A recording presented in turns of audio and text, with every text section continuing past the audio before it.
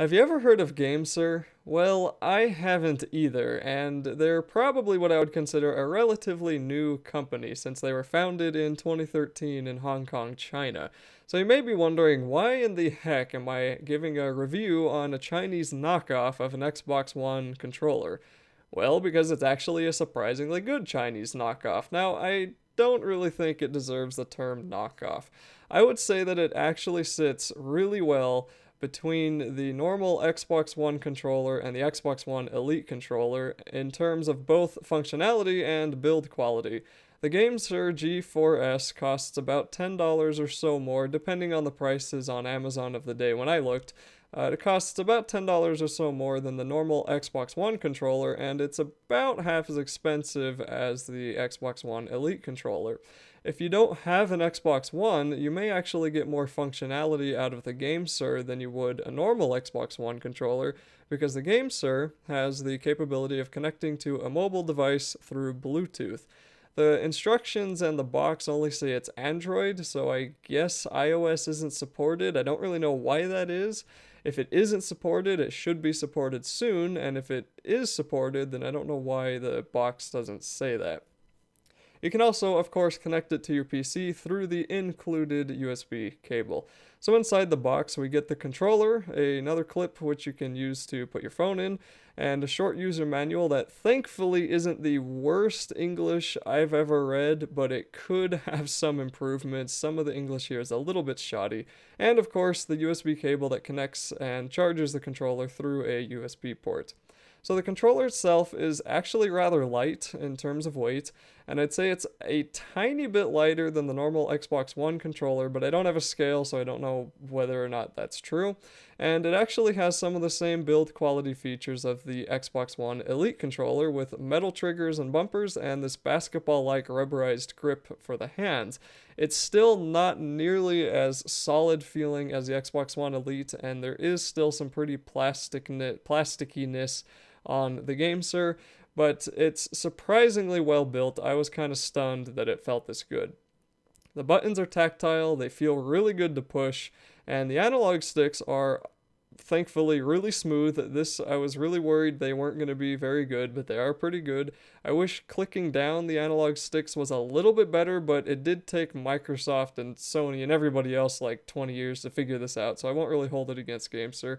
And when you turn on the controller, it lights up the home button and also the A, B, X, Y buttons, which is a feature that I didn't even know I wanted. I love having these buttons lit up. There's also battery indicators for the 30-hour embedded rechargeable battery. Connecting the controller to a phone is exactly as easy as it should be. So the instructions say you push the A button and then the GameSir home button at the bottom of the controller to turn the controller on, and then you use your phone to scan for Bluetooth devices, or if you have another Android device, you can use that to scan for Bluetooth as well, and then you're done.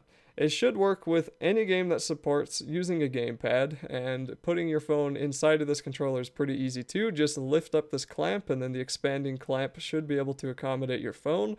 And it has some soft padded grips on the clamps to keep your phone in place, and also to keep the clamp from damaging your phone. Although I would not go jumping up and down on concrete with this, because it holds the phone in pretty well, but it's not really that tight. So keep it above carpet or keep it to a couch. Just make sure you're not going to lose your phone while you're using this. It's probably not going to fall out, but it's not going to keep it in if you're going to shake the controller around. So I'd say that the biggest incentive for this controller is anyone who heavily plays emulators on your phone or some other Android device. But since emulators aren't strictly legal, I'm going to be playing this truthfully terrible game called Shine Run. And I have to have my phone offset so the clamp doesn't actually push down on my power button, which is not the fault of the controller.